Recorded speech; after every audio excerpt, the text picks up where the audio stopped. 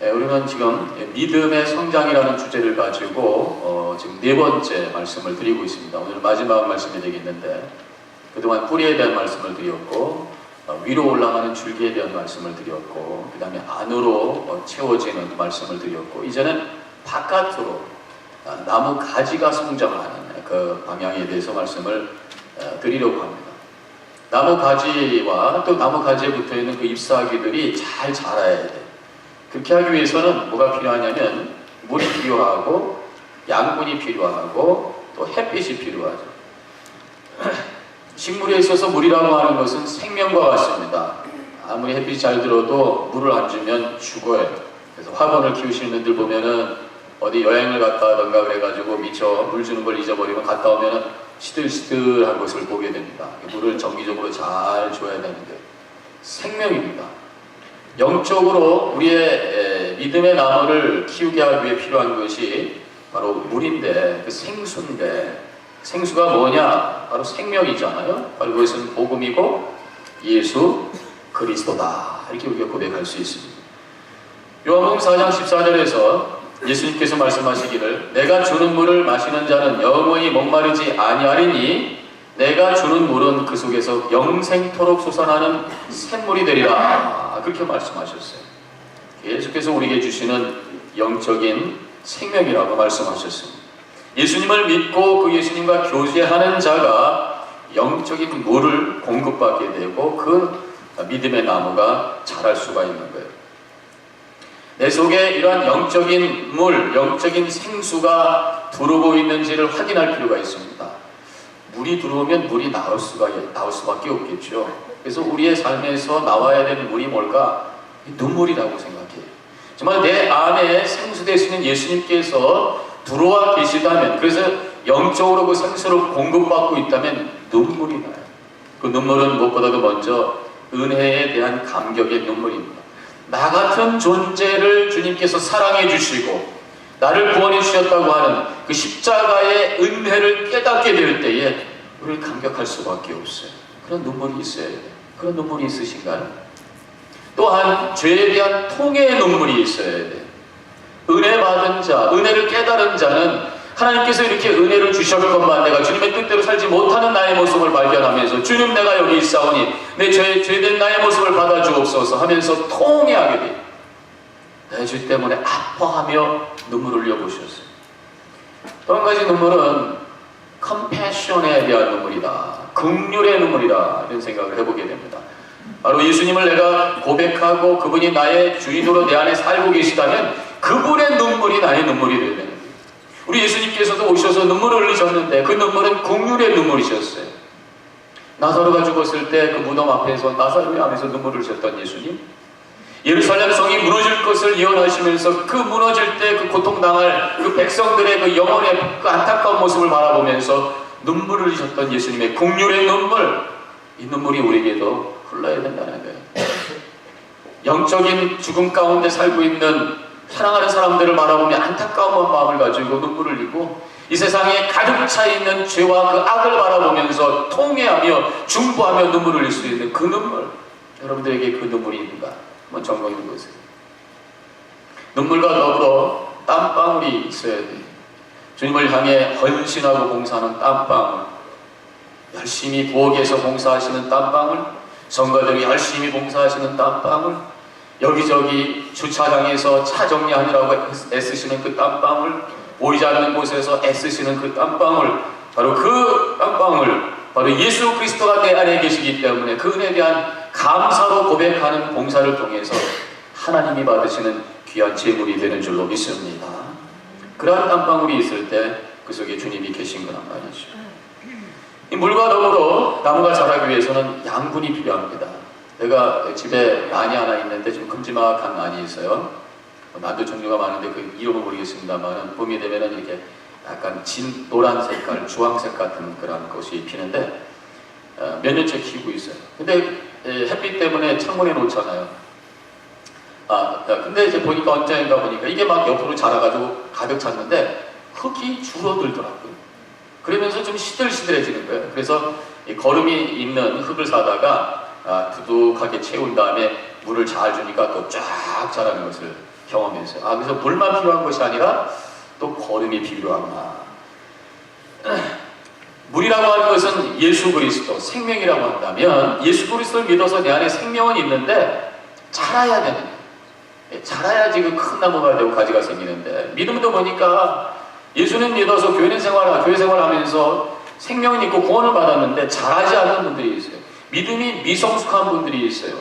근데 그 믿음의 미성숙한 것 때문에 때로는 힘들고 어려울 때도 있는 것을 보게 됩니다. 우리의 믿음은 자라야 돼요. 자라기 위해서는 영적인 양식이 필요해요. 양분이 필요해요. 그것은 바로 하나님의 말씀인 줄로 믿습니다. 예수 믿었다고 다 되는 것이 아니라 그 말씀을 깊이 묵상하면서 나의 영혼의 양식으로 삼아서 성장할 때에 쓰임받는 나무와 같은 삶을 살게 되는 줄로 믿습니다. 제가 질문 한번 해볼게요. 여러분들 일주일 동안 지난 월요일부터 오늘까지 성경 몇 구절 읽으셨어요? 아마 제 생각에는 한 7, 80%는 지금 읽은 2구절? 그게 다일지도 모르겠어요. 어떻게 믿음이 자랄 수가 있겠어요? 요번에 우리 사순절 기간 동안에 신약 일독을 할 겁니다. 좋은 기회입니다. 속회원들과 함께 열심히 읽으셔요. 그래서 이 일독을 하면서 때로는 은혜 받을 때 언더라인을 하시고 묵상하셔서 영적인 양식을 충분히 받으셔서 이번 사순절 기간 동안에 크게 성장하는 여러분들과 제가 되기를 주님의 이름으로 간절히 축원합니다. 또 한 가지 필요한 것은 햇빛입니다. 난을 키워보니까 창가에 있단 말이죠. 근데 한쪽으로 이렇게 쏠려요. 난꽃이 이렇게 피는데 창가로 이렇게 쏠려요. 그래서 돌려놓으면 또 이쪽으로 가고 이쪽으로. 그래서 균형 잡기도 하고 그랬었는데, 이 식물에 필요한 것은 바로 빛이라고 하는 거예요. 빛이 필요합니다. 믿음의 나무도 마찬가지입니다. 우리가 빛이 있어요. 하나님의 은혜의 빛을 경험할 때에, 하나님의 은혜의 그 감격과 기쁨을 알 때에 그 믿음은 성장하게 되는 줄로 믿습니다. 바로 우리의 은혜의 근원이 되시는 하나님을 바라보면서 그 방향을 향해서 살아나갈 때에 우리의 믿음의 가지가 퍼지게 되고 잎사귀가 무성하게 자라게 되는 것입니다. 믿음의 나무는 4가지 방향으로 자란다고 말씀을 드렸습니다. 뿌리는 영성이라고 말씀을 드렸어요. 높이 올라가는 것은 비전, 멀리 보는 눈이라고 말씀하셨어요. 안으로 자라는 것, 지난주에 나이테, 그것은 건강한 인격이라고 말씀을 드렸습니다. 그러면 믿음의 나무가 이제 바깥으로 자라는 가지같이 퍼지는 그런 모습은 무엇일까? 무슨 의미인가? 그것은 다른 사람을 품을 수 있는 포용력, 다른 사람이 쉴 수 있는 공간을 만들 수 있는 그런 마음이라고 정의해 볼 수가 있어요. 오늘 본문한 말씀 다시 한번 읽어드리면 이렇습니다. 마가복음 4장 30절부터 32절. 또 이르시되 우리가 하나님의 나라를 어떻게 비교하며 또 무슨 비유로 나타낼까? 겨자씨 하늘과 같으니 땅에 심기울 때에는 땅 위의 모든 씨보다 작은 것이로되 심긴 후에는 자라서 모든 풀보다 커지며 큰 가지를 내니 공중의 새들이 그 그늘에 깃들일 만큼 되느니라. 그랬어요. 가지가 생겨서 그늘이 만들어지니까 거기에 새들이 와서 쉬게 된다. 그런 말씀을 하고 있습니다.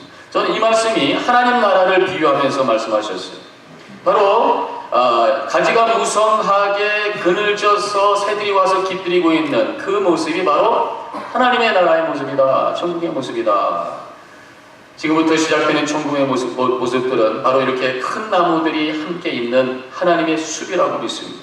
그 숲 속에 지저귀는 새들이 있고 그 밑에 벤치가 있어서 사람들이 앉아서 쉬고 그 앞에는 냇물이 흐르면서 아름다운 그런 에덴 동산과 같은 그 모습, 이것이 천국의 모습이에요. 이 천국은 바로 지금부터 우리의 가정과 교회에서 시작되어야 된다고 하는 것입니다. 그래서 교회라고 하는 것은 어떤 사람이든지 와서 용납을 경험하고 평안을 경험하고 쉴 수 있는, 영혼의 안식을 얻을 수 있는 그곳이 바로 교회. 그렇기 때문에 교회는 어떻든 평안해야 될 줄로 믿습니다. 그것이 천국의 모형이기 때문인 것이에요. 자, 이렇게 포용력, 품어줄 수 있는 마음은 다양성을 인정하는 것으로부터 시작이 됩니다. 제 페이스북에 목사님들이 많이 들어와 있는데, 이 뉴저지의 아는 목사님이 미국 교회를 하시는 분이 계셔요. 미국 교회에서 담임 목회를 하는데 사진을 올렸는데, 한국 목사님이시니까 한국식으로 교인들을 다 나오라고 그래가지고 재단 앞에 쭉 서게 해가지고 사진을 찍었어요. 그리고 페이스북에 올렸는데 너무 아름다운 거예요. 한 100명 정도 되는 교인인데 3분의 1은 백인입니다.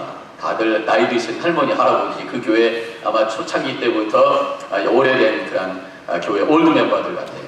그리고 한 3분의 1은 젊은데 다 흑인들이셔요. 3분의 1은 흑인들이시고 나머지 3분의 1은 다양합니다. 인도 분도 계시고, 어떤 분들 보니까 또 인디안 옷 같은 걸 입으셔서 인디안 분인가? 그리고 한국 교회하고 멀지한 교회이기 때문에 한국 분도, 목사님도 한국 분들, 가족도 있고 한국, 아주 컬러풀한 모습을 보면서 참 아름답다. 예수님 한 분 때문에 다 문화도 다르고 얼굴도 다르고 여러 가지 전통도 다르겠습니다만은 예수님 한 분 때문에, 복음이라고 하는 그 공통점 하나 때문에 모여서 아름다운 공동체를 이루고 있는 그 모습이 바로 교회다라고 하는 것이에요. 우리는 다 한국 분들이 모여 있습니다. 그럼에도 불구하고 다양해요. 성격도 다양하고, 지식도 다양하고, 생각도 다양하고, 코드도 다양합니다. 코드가 맞는 분도 있고 안 맞는 분도 있고, 같이 있으면 행복한 분도 있고, 어떤 분은 같이 있으면 힘들 수 있는 분도 있어요. 그럼에도 불구하고 우리가 그 다양성을 인정하면서 함께 모여있는 그곳, 바로 이것이 교회라고 하는 것, 우리는 기억해야 될 줄로 믿습니다. 성도들은 영적인 가족이라고 하는 게 뭔가 생각해보면, 태어났다고 하는 그 하나 때문에 함께 사는 게 가족입니다. 말썽을 부려도 함께 태어났기 때문에 함께 사는 거예요. 함께 거듭니다. 땡스기빙이 되면 가족들이 모입니다. 뭐 아들, 딸도 오고, 삼촌, 이또, 동생 다 옵니다. 때로는 가족들 중에서 힘들게 하는 가족도 있을 수가 있어요. 불편한 가족도 있을 수가 있어요.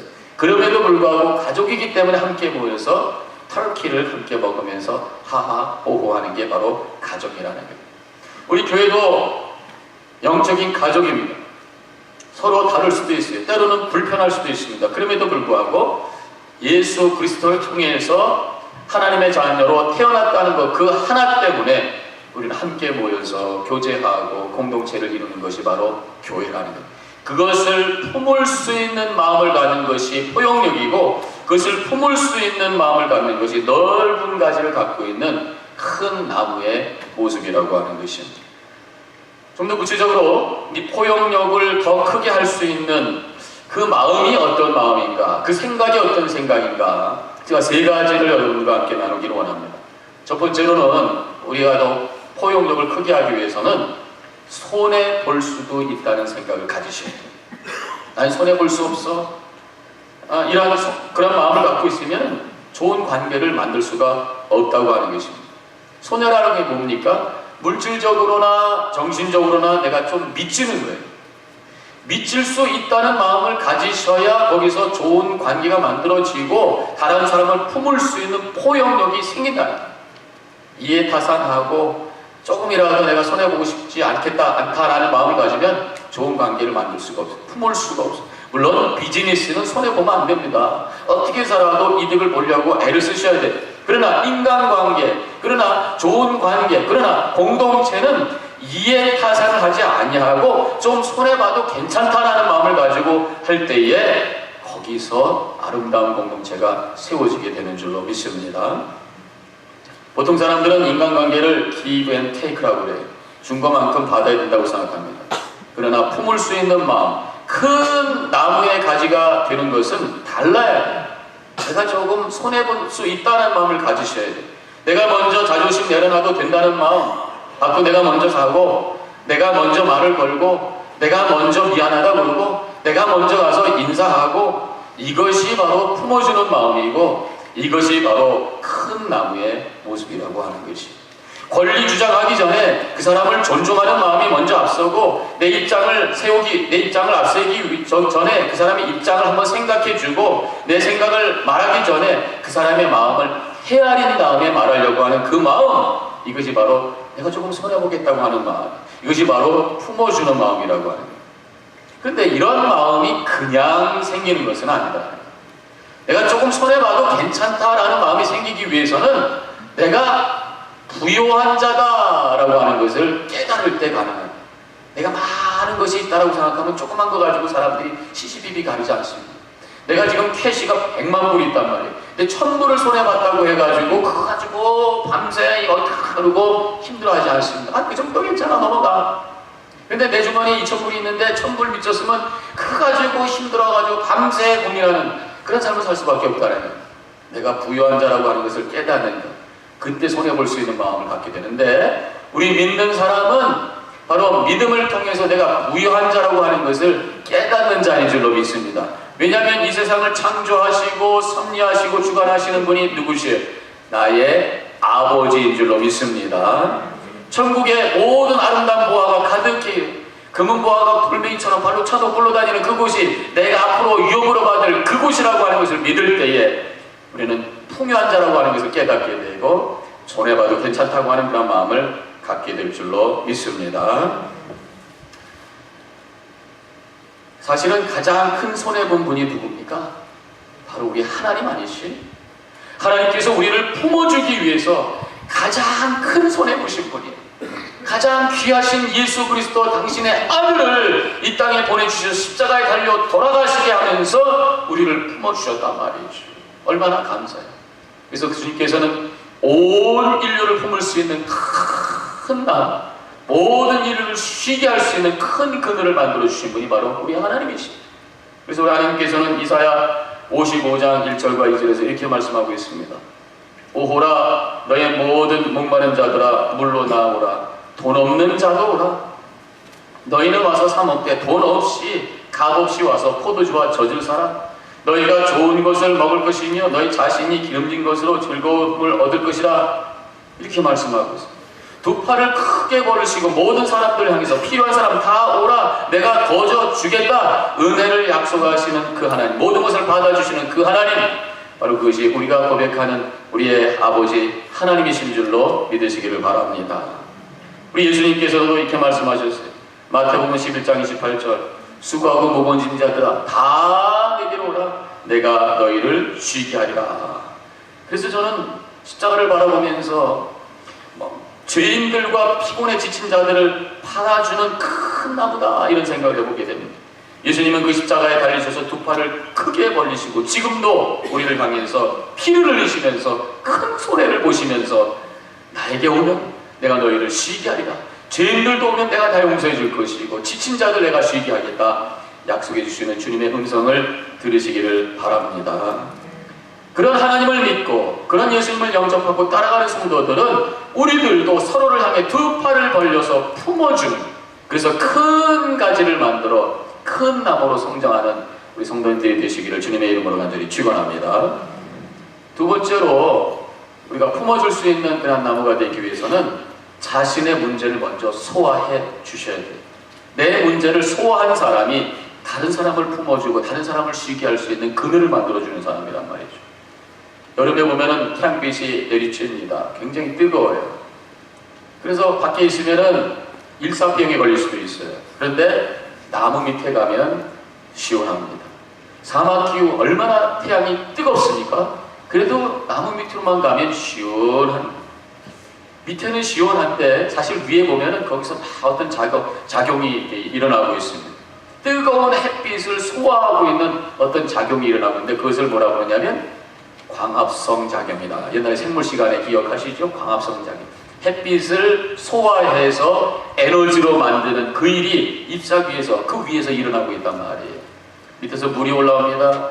이산화탄소를 집어넣습니다. 그리고 뜨거운 태양빛을 받습니다. 엽록소가 그것을 거기서 막 돌려서 광합성 작용이 일어나서 포도당을 만듭니다. 포도당이라고 하는 것은 에너지예요. 그래서 그걸 가지고 나무가 자랍니다. 그리고 산소를 뿜어냅니다. 그래서 그 나무 주변에 숲속에 가면은 우리가 시원하게 느끼는 것이 바로 산소가 뿜어나오기 때문에 그렇답니다. 전 이것을 바라보면서 바로 이것이 우리가 이 고난과 어려움을 소화할 수 있는 방법을 우리에게 제시해 주신 하나의 원리를 여기서 깨닫게 돼요. 뜨거운 태양을 이 세상의 고난이라고 생각해 보자 말이죠. 광야 같은 세상 속에 우리가 걸어갈 때 뜨거운 태양이 있어요. 근데 이것을 우리가 소화할 수 있는 믿음의 능력을 하나님께 주셨어요. 그래서 물이라고 하는 것은 뭡니까? 예수 그리스도라고 말씀드렸습니다. 그래서 이 광합성 작용을 하는 엽록소가 뭐냐? 이게 기도의 자리예요. 기도의 자리. 기도하면서 고난이 있고 이산화탄소와 같은 어려움의 삶이 있을지라도 예수 그리스도를 붙들고 기도할 때 거기서 나의 영혼을 더 강하게 만들고 성장하게 하고 다른 사람들에게 산소와 같이 생명을 뿜어넣을 수 있는 능력으로 변화시키는 역사가 일어나게 되는 줄로 믿습니다. 그래서 기도할 때에 그렇게 생각하세요. 아, 지금 내가 영적으로 광합성 작용을 하고 있어. 이런 생각을. 여러 가지 고난이 있어. 여러 가지 혼탁한 것이 내 주변에 있어요. 그러나 생수 되시는 예수 그리스도를 붙들고 기도를 통해서 나아갈 때에 주님께서 그것을 변화시켜 주셔서 나에게 영적인 에너지를 주시고 다른 사람을 살릴 수 있는 능력으로 변화시켜 주심을 믿으시기를 바랍니다. 그렇게 소화할 수 있는 사람, 고난을 소화할 수 있는 사람이 바로 다른 사람에게 그늘을 줄 수 있는 큰 나무가 된다고 하는 것입니다. 마지막으로 한 가지 더, 우리가 다른 사람을 품을 수 있는 그러한 넓은 가지를 가진 나무가 되기 위해서는 다른 사람과 협력하셔야 돼요. 혼자 하는 게 아니더란 말이에요. 제가 한번 하와이 갔던 적이 있었는데 하와이의 마우이라는 섬에 갔습니다. 이 마우이에는 큰 섬이 아닌데도 불구하고 기후가 다양해. 서쪽은 사막 기후고 동쪽에는 레인포레스트, 그래서 정글과 같이 비가 계속 오는. 근데 그 사막과 같은 그곳에 라히나라고 하는 조그만 이 바닷가에 있는 도시가 있는데 예쁜 동네, 아주 예뻐요. 자꾸 거기에 작은 공원이 하나 있어요. 그 공원이 이렇게 생겼습니다. 제가 사진을 찾았는데 이렇게 생겼어요. 근데 잘 보세요. 나무가 어떻게 생겼는지. 이 나무는 사실은 이게 2그루 정도밖에 안 되는데 이 나무가 가지가 이렇게 퍼지면서 위에서 이렇게 수염 같은 것이 내려옵니다. 뿌리 같은 것이 내려와요. 줄줄줄줄 내려오다가 땅에 닿으면 땅 속에 들어갑니다. 그러다가 이것이 점점 굳어져가지고 여기 보면 기둥 같은 것이 있잖아요. 다 나오진 않았습니다만 이게 쭉쭉쭉 가면서 이렇게 기둥 같은 것들이 계속 있단 말이에요. 그 가나무 가지가 그냥 무한대로 뻗는 거예요. 무한대로 뻗는 거예요. 그러면서 큰 공원을 만들어가지고 거기가 사막과 같은 곳인데 여기서 사람들이 이렇게 벤치에 앉아서 쉬고 때로는 거기서 그림도 전시하면서 아주 행복한 그런 공간을 만들어가는 것을 보게 됩니다.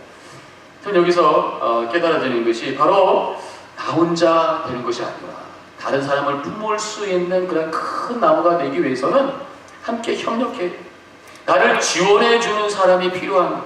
영적으로 나에게 격려해주고 힘을 주는 사람이 필요해요. 그래서 빌립보서 2장 4절에 각각 자기의 일을 돌아볼 뿐더러 또한 각각 다른 사람들의 일을 돌아보아 나의 기쁨을 충만하게 하라. 서로 돌아보면서 서로 교제하면서 서로 격려하며 이러한 삶을 통해 하나님의 거룩한 일을 할 수 있다. 그런 말씀으로 이 말씀을 해석해 볼 수가 있습니다.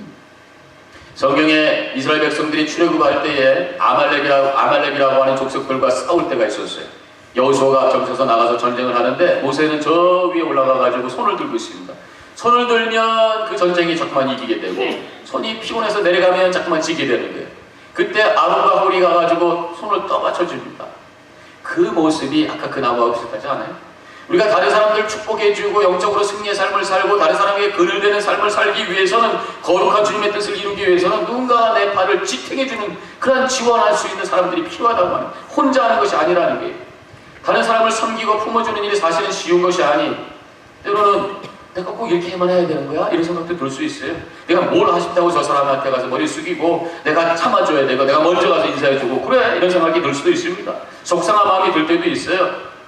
그렇기 때문에 믿음의 신앙의 동역자들이 있을 때 그것을 서로 나누고 서로 기도해주고 서로 격려해줄 때에 우리는 다른 사람들을 품을 수 있는 큰 나무로 계속 성장할 수 있음을 믿으시기를 바랍니다. 빌립 얀시라고 하는 분이 계셔요. 책을 많이 쓰셨는데 놀라운 하나님의 은혜라고 하는 유명한 책이 있습니다. 그분이 최근에 교회 나의 고민 나의 사랑이라고 하는 얇은 책을 쓰셨는데 그 책을 최근에 제가 읽으면서 이야기 하나를 읽었어요. 아리조나주의 투산 근처에 위클리프 선교회 본부가 있어요. 위클리프 선교회라고 하는 것은 성경이 없는 그런 부족들에게 성경을 번역해주는 그런 선교 단체예요. 그분들이 헌신하시면서 성경 번역하느라고 애를 쓰시는 그런 분들인데 거기에 본부에 모여서 거기서 생활을 하시면서 사시는 거예요. 근데 그 투산 근처에 이 위클리프 본부 옆에는 온천이 있어가지고 사람들이 많이 모여요. 그러니까 아주 멋있는 그런 호텔들이 쫙 있는 그 옆에 초라한 집들이 있는 곳에 사시는 분들이에요. 근데 이 필립 씨가 거기 가서서 함께 그들하고 생활을 하게 됐는데 비록 그분들은 그렇게 멋진 호텔과 같은 모습은 아니지만 그 초라한 집에 살고 있지만 누구보다도 행복하고 누구보다도 기쁨이 넘치는 그런 삶을 살더라고요. 왜냐하면 함께 있기 때문에 그렇다라고 하는 것을 깨닫게 되었다는 거예요. 서로 격려해주고 함께 기도해주고 함께 축복해주니까 그런 열악한 환경 속에서도 기쁘게 주님의 사역을 감당하는 모습을 보면서 주님의 일을 하기 위해서는 우리가 서로의 협력이 필요하다, 공동체가 필요하다라고 하는 것을 그분이 말씀하고 있는 것이죠. 우리가 가지가 넓은 나무로 성장하는 것도 많은 사람을 품을 수 있는 나무로 성장하는 것도 혼자의 힘만으로 되는 것이 아니라고 하는 것입니다. 서로가 필요한 것입니다. 그래서 교회 안에 소그룹이 많이 있어요. 성경 공부를 같이 하는 소그룹, 함께 중보기도하는 기도 소그룹, 함께 사역하는 소그룹, 또 속회 이런 곳에 가서 서로를 위해서 격려해주고 서로를 위해서 기도해줄 때에 가지가 넓은 나무로 잘 자라서 하나님께 쓰임받고 많은 사람들에게 평강을 줄 수 있는 복된 삶을 살게 되는 줄로 믿으시기를 바랍니다. 우리 모두는 하나님의 정원에 있는 나무에 뿌리가 깊은 영성을 갖고 높은 비전을 갖고 내면에 꽉 찬 성숙함으로 또 다른 사람을 포용할 수 있는 넓은 나무로 성장하는 우리 뉴저지 연합교회 모든 성도님들이 되시기를 주님의 이름으로 간절히 축원합니다. 그래서 우리 뉴저지 연합교회가 그런 나무들로 가득 차 있는 하나님의 숲이 됩니다. 그래서 이 교회를 찾는 모든 자들에게 평강을 주고 안식을 주고 은혜를 나눌 수 있는 그런 교회가 되어서 하나님께는 영광되고 우리에게는 큰 기쁨이 되는 복된 삶을 살아가는 모든 성도님과 제가 되기를 주님의 이름으로 간절히 축원합니다.